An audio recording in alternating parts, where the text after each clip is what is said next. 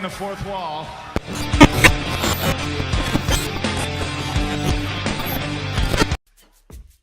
Greetings and salutations, everyone, and welcome to the Dirt Sheet Radio NXT Post-Show Rewind for July the 2nd, 2024.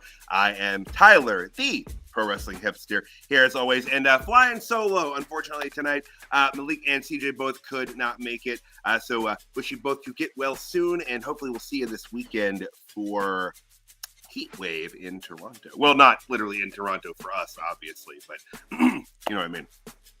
But folks, we are here to talk about NXT. Tonight was the go-home show, as I said, heading into Heatwave in Toronto this weekend. And I want to talk about the main event segment first, the contract signing. But before I get into that, I want to give a shout-out to our partner on the web, comicbookclick.com. comicbookclick.com/dirtsheetradio for all your pop culture, comic book, and professional wrestling needs. Live updates, articles, lots of fun. Make it your homepage. Check it out multiple times a day, just like I do. Not because I'm legally obligated to do so, but because I love doing it. And hey, while you're over there, check out our newest sponsor, NordVPN. Sign up through that and get yourself 72% off if you sign up for a full year of NordVPN. You did not hear me incorrectly, ladies and gentlemen. 72% off if you sign up for a full year. Go do that. Don't let them know where you're at. Never let them know your location. That's the secret to winning the internet, folks. Never let them know where you're coming from.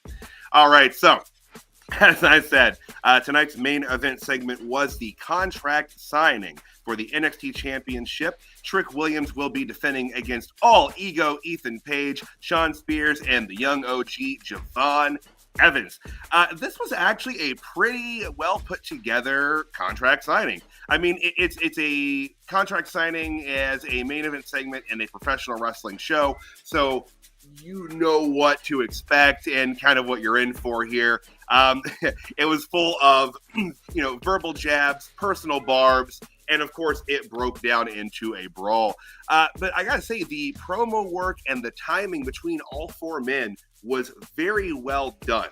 I would say there was a fair amount of scripting here, but it didn't come across as overly scripted, which is good. You never want it to come across too rehearsed or anything, and I'll talk about something that came across a little too rehearsed later this evening, but everyone came across well here. Everyone got some good verbal shine. And as I said, it broke down into a brawl with the faces putting the heels through tables and standing tall and staring each other down. I'm looking forward to that match on Saturday night. I'll talk about predictions maybe a little bit later tonight, but I think regardless of who wins, probably not my trick, that it's going to be a good match. But that was our main event segment, and coasting from that, we're going to loop around to the front of the show tonight. Tonight's NXT, as always, came to us live from the Performance Center down in Florida, and it opened this evening with a street fight between Jada Parker and Michin. This was a heck of a way to open tonight's show. It was a good street fight. Michin, as a veteran here, I think directed a very good match, and Jada Parker looked great. Jada is without question going to be a superstar in the future, and she's got a bright path ahead of her. Loved that shot tonight. That was when Jada and Michin went through the barricade, which had caution tape on it for the rest of the night, which was a fantastic touch. But wonderful reaction from that audience member tonight. But I say this a lot, audience reactions and a crowd can often make a show. It can make a mediocre show great, and it can make a great show mediocre. But this was a hell of a match, as I said. Lots of great high spots, good action, and Jada Parker gets the win here in 12 minutes and 34 seconds via Hypnotic. The right woman won. This, I thought, was going to seal and end the conflict between Jada and Michin, and that may or may not be the case, but with the promo we saw later tonight, it looks like the OC is still gunning for the rest of OTM. So we'll see how that goes. But hey, if you didn't watch this tonight, go check it out. And if you're not paying attention to Jada Parker, you need to be paying attention to Jada Parker. All right, so moving on, we had a backstage segment in the women's locker room, one of our weekly Hickenbottom High segments, and a very, very sad Miss NXT, Ariana Grace, just distraught and very sullen that she wouldn't be appearing on the Heatwave card, as she did not win her match last week and didn't get that North American Championship match like she wanted. And Petrovic was trying to console her, which was big of Petrovic because, Grace doesn't have a lot of friends backstage. But Grace said that she didn't really understand where it was coming from because she's not as Canadian as she is. So, I guess that being said, I don't have, CJ or Caesar here tonight. So I don't have any professional input as to whom is more Canadian between Petrovic and Grace. But this would set up for something a little bit later tonight, which we'll talk about there when we get there. But after that, we had a quick little vignette for the young OG Javon Evans ahead of the contract signing tonight. They did one of these for each of the men in the main event of Heatwave, and they were all very well done, and gave the audience a little bit of insight as to what each man was about if you're not super familiar with each of the competitors in that match. All right.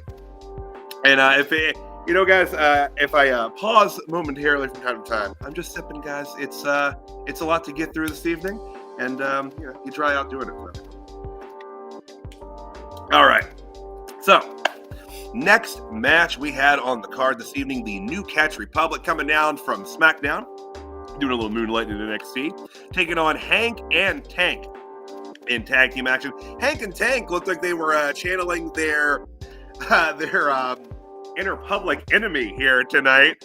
Down to the color scheme and everything. I'm sure that was intentional. And hey, they kind of look like the dudes anyway. Move like them too. But this was a really good tag match. I thought Hank and Tank were showcased very well here. You got a really good sense of what they're capable of in the ring, and they got a lot of shine in this. But when it was all said and done, the New Catch Republic did best the younger team. And the new camp probably makes sense. I say this a lot. If you're going to have teams come down from the main roster to NXT, it makes sense that they would win more often than not. But the long-term use, of course, would be to put over NXT talent. And so I hope that maybe that's where we'll lead here to eventually. But this was a great match. Again, this is, I think, one of the best matches Hank and Tank have had in recent memory. And hope to see a lot more of this caliber of work from them going forward. Yeah, no, Tony, it's just me tonight. Like I said, at the top of the show, both CJ and Malik are a little under the weather, but I'll be back soon. After that match, we had the next in the series of vignettes for the gentlemen that are in the main event of Heatwave. This one was for Shawn Spears. And again, just kind of broke down his motivation and gave the audience a good sense of what he is about. All right, so rolling through the card tonight, we had Brynlee Reese with her good friends Idris and Malik taking on Izzy Dame. Izzy Dame picks up a very, very quick win here at just about 2 minutes and 40 seconds via a Falcon Arrow driver. The match itself was pretty solid. Everybody looked good. I think that Izzy Dame has a good foundation as an in-ring worker, and I've spoken highly of Brynlee Reese on here before. She's a mainstay on NXT Level Up, and is consistently putting in good performances there, and she's doing the same on NXT's main television as well. But as I said, Brynlee could not get the win here. Brynlee can't pick up a win. I mean, neither can Idris and Malik, but it's just their bad luck seems to continue. Don't really know if I want to call it bad luck. Like I said last week, it's just train better, guys, win. But she couldn't do it tonight.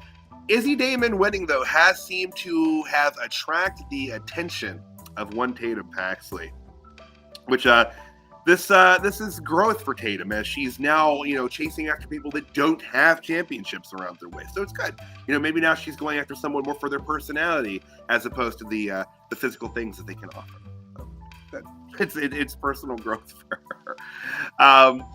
But good match overall. Quick win for Izzy. After that, we had a Chase U segment. Andre Chase teaching a little bit of a class, a history lesson, if you will, on Canada and NXT, talking about DIY winning their tag team championships in Canada. And Chase U is very excited to be going international and getting that championship opportunity. I gotta say, I'll break down some, predictions here as we go, but I'm looking for Chase U to pick up that championship over there, but we'll talk about that a little bit later. But yeah, I liked this segment, much to the chagrin of my compatriots here on the NXT Rewind. I like Chase U a lot, guys. I'm a little past university age myself, but if I were to matriculate, I think I would head in there. But the promo was great. It made Ridge Holland actually seem kind of sympathetic, which is impressive because Ridge isn't really a sympathetic dude most of the time, but they're doing a really good job rehabbing his character with this angle. And NXT continues to have the ability to make me care about wrestlers and acts that I formerly did not care about or flat out dislike. So bravo, guys. Bravo on that. But so looking forward to their match heading into Heatwave this weekend. All right, guys. So after that segment, I mean, Tony, I like Andre Chase. I think Andre Chase is very well suited for the role he is in with Chase U. But as with a lot of NXT things, I don't know that Chase U would work very well on the main roster.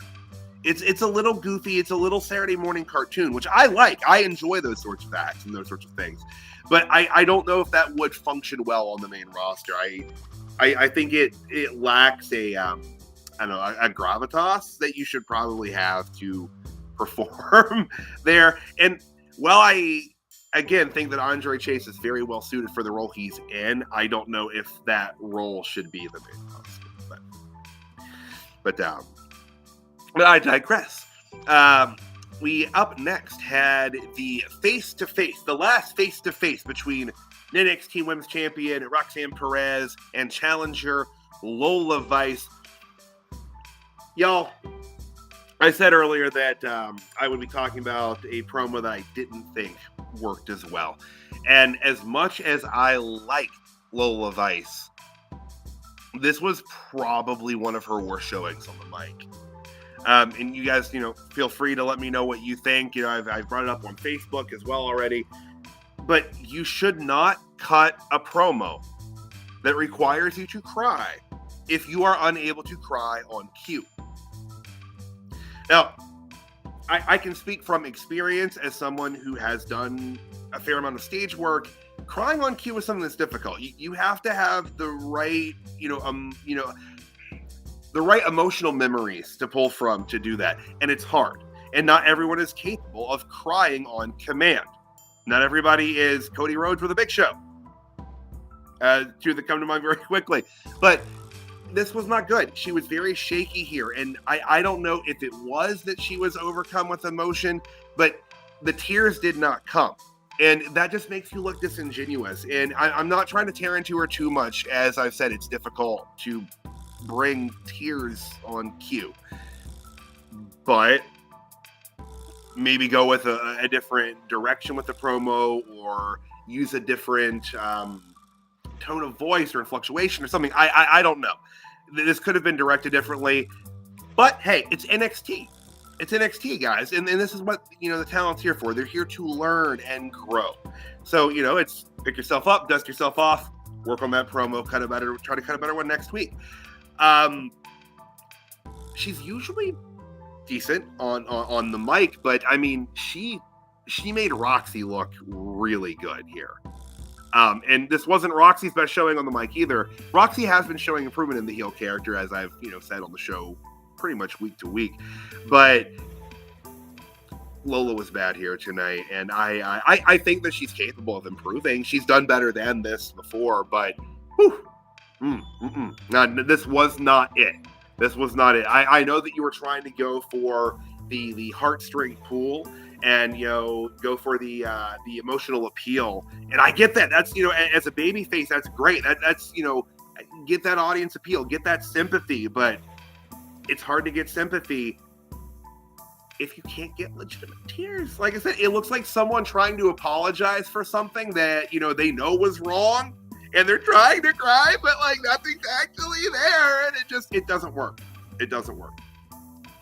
But the match itself, Sunday, should be good. So hopefully the quality of the match can redeem the promo here a little bit. And hey, y'all, if I'm alone and feeling that, let me know. I'm getting the impression based off of comments on the stream here that I'm not alone in feeling that way.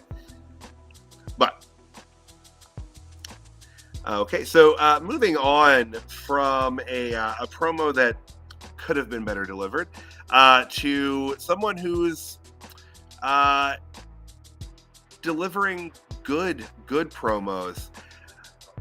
We had Charlie Dempsey continuing to lose his mind, hyping up Miles Bourne. Hyping up. Good grief. I always get the no quarter catch crew names all flipped around in here. He was hyping up Miles Bourne ahead of his match tonight with newcomer to the group Tavian Heights. Damian Kemp was trying to hand off brass knuckles or bring some attention to these brass knuckles, and they just weren't really paying attention to him, and they went off to prepare for the match. Alrighty. Sorry, guys. I just kind of rolling through my notes here, making sure that I am not missing anything. All right. So after that, we had a quick vignette for Eddie Thorpe. This was him DJing backstage, which is a bit of a shift for him as a character. I don't really know what they're going to do with this. I didn't know that Eddie Thorpe was into EDM. Lexus King wasn't into it. This is going to be a conflict. So I guess they're now going to have a feud based off of taste in electronic music. It's not the weakest basis for a feud, but it's far from the strongest. As with a lot of things in NXT, I like to give them time to, let it cook a little bit, see where they're going with it. But yeah, not liking EDM as the basis of a feud is it's not going to hold a lot of water. But hey, it'll be fun. I'm sure it'll be fun. And Lexis King's been doing good character work, and this is going to be a little bit different for Eddie Thorpe. So we'll see. We'll see. Of the Who? Roger Daltrey of the Who? They do have similar hair. But Regal's hair is like that when it grows out too as well. But hey, back into the No Quarter Catch crew here. Miles Bourne taking on the main man, Oro Mensah. Miles, of course, out there with the No Quarter Catch crew, and Oro out there with the Metaphor again. Sans Noam Dar, who is out with injury. Guys, I dug this match. I thought this was a great match, and I want to state publicly that I have been sleeping on Oro Mensah for too long. Between his promo work last week and his ring work tonight, I don't know how I was missing it. I don't know how I didn't see this. But Oro, my apologies. I was not as familiar with your game as I should have been. Looked great here tonight. I think that Oro is going to be breaking out here over the coming months, especially with Noam Dar being out. A lot more of the focus of the Metaphor is being placed onto Oro Mensah, and I'm here for it. It was a great match, and Oro did pick up the win here tonight, running with a running kick in 8 minutes and 21 seconds. And like I said, I thought he looked great. And again, this continues to push a little bit of fracture within the No Quarter Catch crew. Oro won, but there was a little bit of distraction to it, as Kemp was trying to bring the brass knuckles into play, and that distracted Bourne a bit, and then bam, he got hit with that kick and lost. So we'll see how the No Quarter Catch crew reacts to this going forward. Hey, they'll train harder. That's what the No Quarter Catch crew does. They train and they train and they train. All right. So we had some hype from Joseph and Booker T for Money in the Bank and Heatwave. What? Hype for the PLEs this weekend from the commentary? Shocking, right? No, it happened, guys. Hype for the shows this weekend. Like I said, I'm excited. It's it's one of those nonstop wrestling weeks. Just day after day after day after day, show after show after show, banger after banger after banger, guys. That's why we're here for you, though, breaking down these shows and giving you live reactions and insight as everything happens. Before our next match, backstage we had Inofe and Blade trying to cheer up Brinley Reese, who looked really down. For her, she's usually very positive. She did not cartwheel off the screen this time, and she's feeling down. And she said that she understands if they don't want her around anymore, and she's just going to go train. And if they want to come and train with her, they can. And if not, it's whatever. She just walked away sad, just very sad. I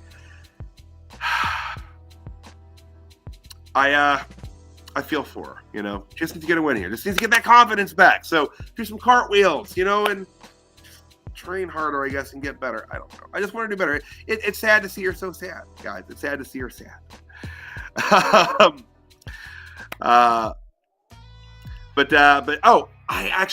skipped a little segment here. As the hype for the weekend shows was going on, we had a camera crew had to run backstage as there was a brawl between Tyrus and Tyreek and Tyson. They were scheduled to have a tag match tonight, but due to this brawl, that match did not take place. It'll probably get bumped to next week. They didn't give any official word on that. All they said this evening relating to it was that they were being checked out by the trainers and that it put the match into question. But that did occur before the Brindley Reese, Inofe and Blade segment that I just discussed. But up next, we had the Walking Nightmare, Wendy Chu, taking on Carly Bright with her good friend Kendall Gray. Chu picks up a pretty decisive win here in 4 minutes and 5 seconds via a modified Cobra Clutch. I'm really liking this Chu character. It's cool. It's spooky without being like super duper over the top. It's fun. Yeah. Guys, I think it was over, I don't know if that was on an Instagram post or a TikTok, but it appears as though Tatum Paxley has a friend in the spooky Wendy Chu. So maybe we'll see a little teamwork between them going forward. That'd be a fun tag team. But like I said, I like Wendy here. Carly Bright, she's new to NXT television, and she continues to improve week to week.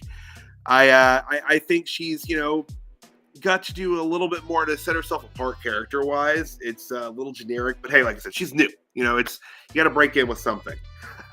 But Wendy continues to dominate and pick up wins since her return here, which is good. Not everything has to be an outright streak. They're not really calling attention to the fact that she's won every match that she's come back. But it's good. It's good perception. She's getting these matches in the background, picking up win after win. It's perception of the audience. So, eventually they can, put her as maybe a contender for the NXT North American Championship. I'm not saying she would necessarily win it, but she could be a good challenger for the belt, with her continuing to be built up here. I will say Bright didn't get much of a reaction from the crowd, but again, she's new. The audience is very into what Wendy Chu is doing, so it's going to be hard to get a reaction over Chu as it currently stands. From there, we shifted into a little bit of a more serious topic. For weeks, we've heard rumblings and seen snippets here and there of Brooks Jensen attacking or attempting to attack Vic Joseph, coming into the NXT arena, disrupting, being pulled out, cutting these promos from his truck like an angry man on FaceTime. Guys, HBK finally gave us a little insight into what's been going on. According to the Heartbreak Kid, since the split of Jensen and Briggs, Jensen has just been on a downward spiral, both on a professional level and a personal one. He's been drinking far too much. He was missing shows. And, Shawn said the logical thing would have been to just release him, to let him go, to cut him. No, that's not what Shawn does, though. The Heartbreak Kid, Shawn Michaels, you see, he believes in second chances. He believes in opportunity, and that's just what he's going to do here. He's going to make sure that Brooks Jensen gets that opportunity and that he gets the help that he so badly needs. Now, it is also worth mentioning at this moment that Jensen has made some allusions and some leanings towards Impact, and I don't want to give any spoilers and whatnot, but pay attention to Impact coming up, guys. There's more NXT crossover to be had, but yeah. So I like this. I like this angle. I wasn't aware that they had done so much on social media with Brooks Jensen for this. I'd seen some of the things they had done. The promo from his trucks. Or the promos from his truck that we spoke of, his fiance speaking as to his whereabouts when he was missing there for a time frame. But I dig this. It's a little inside baseball going this heavy with social media for the angle, but at least tonight they drew attention to that and showed some of those clips and use it on television. Using social media is a cool tool, but you want to be a little careful about how much you use it. If the entire story's on social media, then a good portion of your audience is going to miss that. But like I said, they did a pretty good job tonight of bringing that to the main screen tonight on NXT. All right, so that is going to take us into our what was our main event match of the evening. We had Jasmine Nix with her good friend and masked friend JC Jane taking on Carmen Petrovic.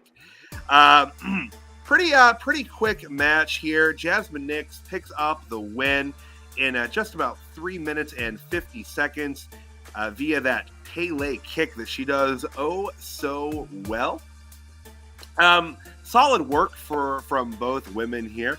I thought this was a good showing from both of them. Petrovic continues to look great every week. And Nix, who's had much fewer matches in NXT, looks great. She's been doing great. Her character work's been good. The association with JC Jane has done very well for her. It's helped to elevate her status in NXT very quickly.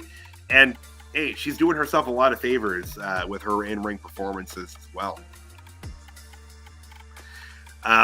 So after that match and before the contract signing, we did have a couple more quick backstage segments. They showed Axiom and Nathan Fraser discussing strategies. They're talking about strategy. Thing was, they weren't talking about strategy for the same match. You see, Axiom thought they were talking about strategies for their tag title defenses coming up this Sunday at Heatwave. But no, Fraser was talking about his strategy for his match on Twitter. He's talking about, the Twitter title match that he's got coming up. Guys, I'm tired of acknowledging that thing. It's silly, and I wish they'd stop doing it. This is all. I will say that the Speed title, this is the most good it's done in terms of story and angle. It's given them a little bit of a conflict and turmoil, something to argue about.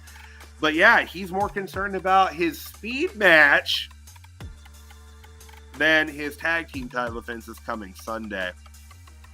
I do enjoy this. I don't want them to split Axiom and Fraser, though. I love them as a tag team, so please do not split them up. But it's fine to give them a little conflict. It's realistic. Friends argue. Friends are going to have fights from time to time, and they'll move on from it. That being said, they probably won't move on from it very well if they don't win Sunday. So we'll kind of see what happens with that. But I like them as a team. I think they're cool as a team. They're two of the fastest people on the roster, and it's fun. It's fun to watch them just zip around. And God, they could wrestle mannequins, and it would look like the mannequins were flying around the ring with them. But yeah, so Fraser said that he would be fully focused when the time comes, but I don't know, man. I don't know. He might be splitting his attention too much. We'll find out, though. We'll find out on Sunday. So after that, we were outside of Ava's office backstage. Carmen Petrovic storming in, demanding that she get to face both JC Jane and Nix. She didn't care if she had to do it alone. It didn't matter to her if she had to do it alone. She would go it alone. But Ava informed her that she wasn't going to have to go it alone, that her friend already came to her and set up a match for the pre-show of Heatwave. And Carmen was psyched. She was like, all right, hell yeah, my buddy's here. Where's Natty? Where's Natalia? It wasn't Natty. Ariana Grace, which apparently is now friends with, who is apparently now friends with Carmen Petrovic. She went to Ava and had this match set up. So, in her words, it will be for Canada. Ariana Grace and Carmen Petrovic taking on Jasmine Nix and JC Jane in the pre-show of NXT Heatwave this Sunday.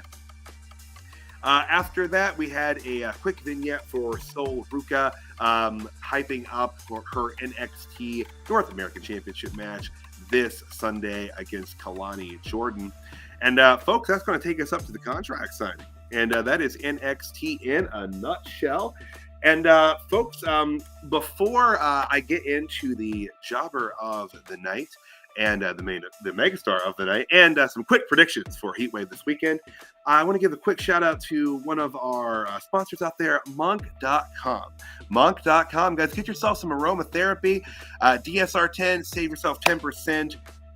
Aromatherapy, guys, make yourself feel better. Find your inner calm, your chi, your peace with some smokable aromatherapy at Monk.com. Folks, it's time to talk about the NXT Rewind Jobber of the Night. Now, my Jobber of the Night, guys, I'm trying not to harp on her too much. I'm not trying to tear her down too much. But my Jobber of the Night is Lola Vice. Or at the very least, that promo segment between her and Roxy. It was bad. It was just bad. It fell flat. The delivery was very shaky, very off. You know, like I said earlier, I don't want to, run back what I said too much, but, cutting a promo where you need to cry legitimate tears and you're not able to cry legitimate tears, it's not the promo you should be cutting. There was different ways to go about that. They could have framed this and, changed the presentation in a way that made her look a lot better than it did. And it's unfortunate because, as I said, she's usually, pretty good on the mic and, cuts passable promos, but this was very, very just outside of what she's capable of and just bad. It was just bad, guys. I don't have another word for it. I'm really looking forward to the match between her and Roxy this weekend. But as, a go-home show, this is a promo that should, basically sell the show for you. And it didn't. And if this was something that was supposed to sell a show, it wouldn't have. I know the match is going to be good, but this was not her best showing by and large. But yeah. So sorry, Lola. Yourself, the promo segment. That is my Jobber of the Night tonight. Now, moving on to the megastar of the evening. Tonight, I had this go a few ways because I thought that there was talent tonight that really broke out in my eyes and looked really, really good tonight.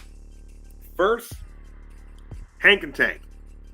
Hank and Tank looked hella good in that tag match tonight with the New Cats Republic. I thought they performed very well. I thought they showed something that I personally hadn't seen in them. And I even thought that, who they were as characters came across in the ring and the storytelling that they were able to pull off tonight. So they're my first megastars of the night. Second, Ethan Page.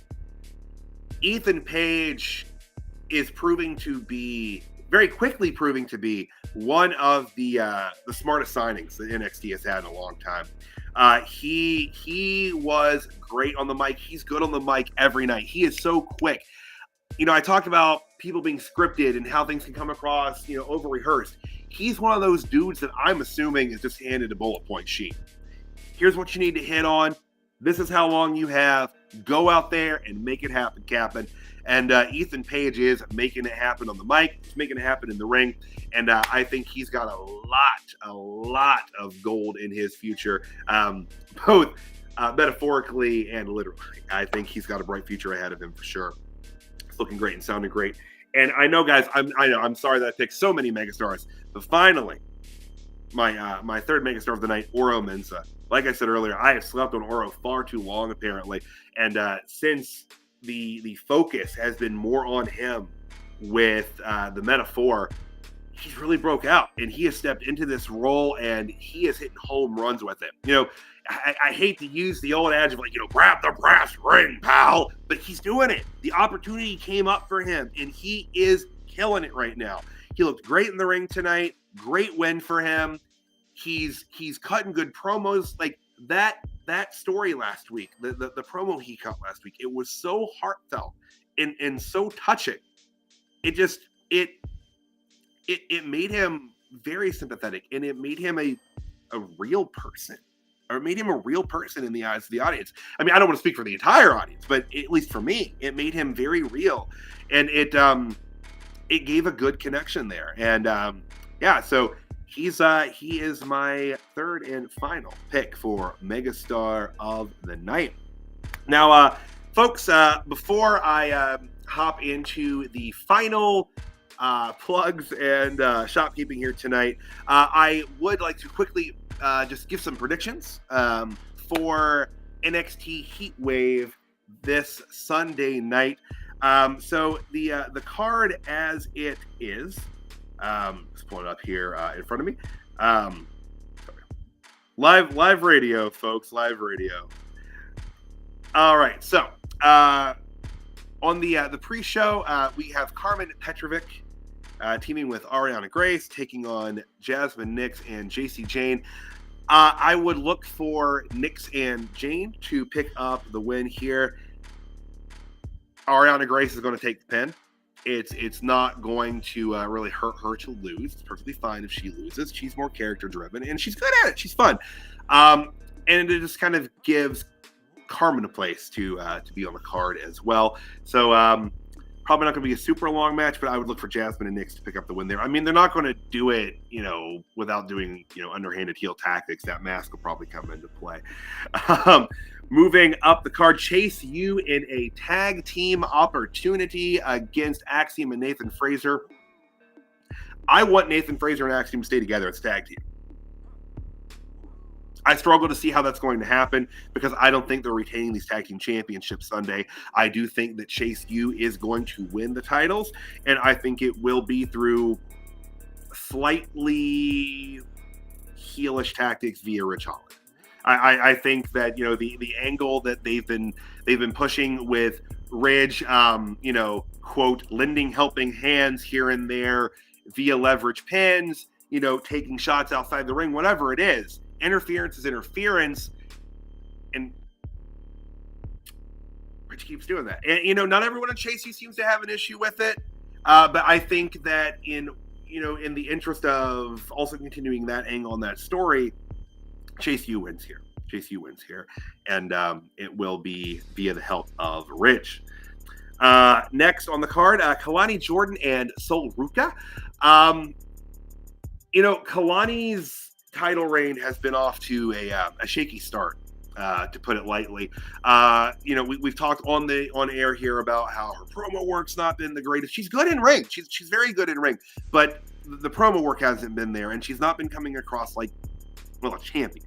And that's a little bit of a problem. So I could see them pulling the trigger here with Sol and doing a title change. Leaks brought up that Sol could be going heel here.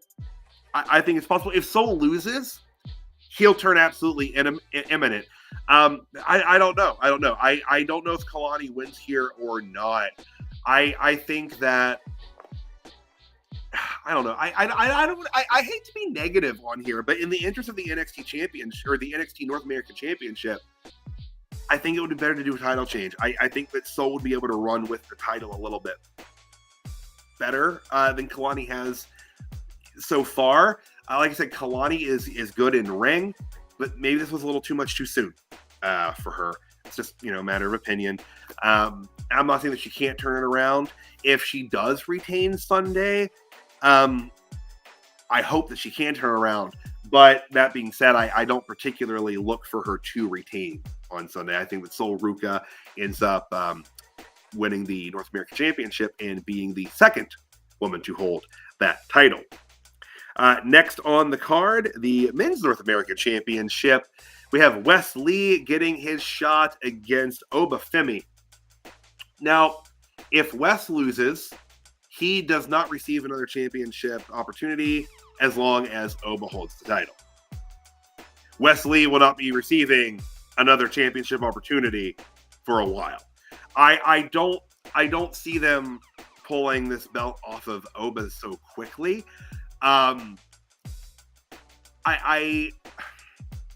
a little concerned about a loss for Wes, but it shouldn't hurt him too bad. Obafemi is an absolute monster in the ring. The dude's a beast. And he's, very hard hitting, very dominant. And Wes is going to sell his ass off in that match. It's going to be a fun match. And it's probably going to be one of those matches where, Wes is going to be selling so well, it's going to be a little difficult to watch. It's going to be that please stop, he's already dead kind of moment. But yeah, I look for Obafemi to retain the North American Championship and continue his path of dominance until he eventually gets to the NXT Championship. But I think we're still a little ways away from there. Talk about too much too soon. I think that Oba is in a very good place right now as North American champion, and I want to see them keep that drive going at least through the duration of the summer into the fall. Let him keep running with that, keep having decisive victories. And it'll be nice to have him in a singles match. I feel like most of his defenses have been triple threats, which is fine. He looks dominant, but I'm a single match guy. I think the triple threats and multi-man matches like that have their place for sure. But, if you can give me a one-on-one, do it. But so it'll be good for him to have a definitive win as well. But yeah, so like I said, look for him to win that. All right, next, going up the card, the NXT Women's Championship. Tuesday night, Roxanne Perez taking on Lola Vice. Guys, short of Lola's mic work tonight, she has been on an absolute, tear the last couple months. She's been on fire. She's been getting good reactions from the audience. She's been having really, really good matches. That being said, I don't think she's winning this. I think they're going to have a really good match. I think she is going to, push Roxy to the limit. But when it's all said and done, I think that Roxanne Perez walks out of Heatwave as the NXT Women's Champion because, well, Julia's coming, guys. She's not quite healthy yet, as we know. She had that wrist surgery. But I still think that it's in the cards for her to take that championship off of Roxanne Perez before Roxy makes her inevitable move up to the main roster. All right. Finally, the main event of Heatwave, the Fatal 4-Way for the NXT Championship. Trick Williams defending against All Ego Ethan Page, the young OG Javon Evans, and Shawn Spears. I've kicked this one around a little bit over the last week, and I assume that Trick retains here. If he doesn't, I don't think he's the one that gets pinned. I could see them potentially putting the strap on Ethan Page here. As I said, he has very quickly, very quickly had a lot of steam and momentum behind him at NXT. His mic work's been stellar. What we've had of him in ring so far has been very good as well. So I could see them potentially putting the title on him. If that's the case, probably pins Javon Evans. But you got to remember, guys, Ethan and Shawn being put in this match wasn't the original booking plan of Ava. Javon, won that 25-man battle royal, and he was the number one contender. But due to Paige never having been eliminated and Shawn Spears beating Javon later that night, they both made the case to be in the match, and Ava made it. So, that being said, it's going to be a fast-paced, fun, chaotic main event, and I am looking forward to it. But I'm kind of going 85% Trick Williams retains the championship, 15 Ethan Page wins. Either way, I'm here for it, guys. It's gonna be a good time. But folks, before we conclude the broadcast here this evening, I want to thank everyone tuning in live. Also, everyone that tuned in last night live or watched in demand, as we did have some technical difficulties with the Raw post show yesterday evening. But guys, here at Dirt Sheet Radio, we know that professional wrestling never stops, so we will never stop for you. So every single night of the week this week, we're here for you guys. Monday night, we were here for Raw, and we're here every week for Raw. Tuesday nights, we're always here for NXT, be it with the group, or if I have to fly solo, guys, we'll do what we're here for you. Wednesday nights for AEW Dynamite. Going to be a big Dynamite this week, following up on the Forbidden Door. Should be a good show that this week, guys, as it always is. We're here for Thursday nights for TNA Impact. We're here Friday night for SmackDown. That'll be the go-home show heading into Money in the Bank this weekend. Speaking of Money in the Bank, we will be here for Money in the Bank post-show Saturday night. I'm not sure if I'm going to be there personally, but I will be here Sunday night for the NXT Heatwave post-show rewind. And folks, in addition to all of that, we also have the Dirt Sheet Radio flagship podcast that comes to you early mornings every Thursday. So always look for that on your feed. And hey, you know where you can find that? You can find that over on Delphin Pod. If you're not going to stay up late and listen to it live like some of us do, you can find it over on Delphin Pod with a ton of other great podcasts to choose from. Every variety, every topic of anything you can want, you're going to find there. And nestled right there in the center is the flagship show, the DSR flagship show, right there on Dolphin Pod, the pro wrestling delicious nougaty center of Dolphin Pod. Also on Sundays, folks, the 3NT podcast every Sunday coming at you there. And folks, we've had some delays with it, but I promise the NXT Level Up adventure is coming very soon. Guys, life gets in the way sometimes, but that is coming up down the pike very, very soon. But guys, that's the show this evening in a nutshell. I want to thank everybody out there for bearing with me tonight, Solo. We appreciate it for tuning in live. Guys, we'll be back live tomorrow night. I'll see you back this weekend for sure for NXT.